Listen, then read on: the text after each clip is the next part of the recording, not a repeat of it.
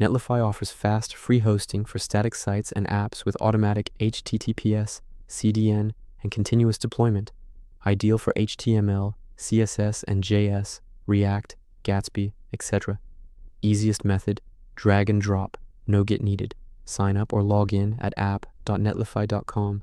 From dashboard, go to projects, add new project, deploy manually. Drag your site's output folder, for example build, dist, or public with index.html, into the deploy zone. Netlify deploys instantly. Site live at random. Netlify app. Recommended continuous deployment from Git push your code to GitHub, GitLab, Bitbucket.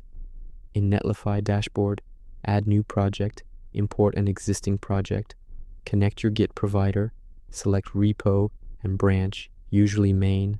Netlify auto-detects build settings or set manually, for example build command, npm run build, publish directory, dst. Click deploy site, future pushes auto-deploy, add custom domain and SSL, in site settings, domain management, add domain, follow DNS instructions, HTTPS auto-enabled,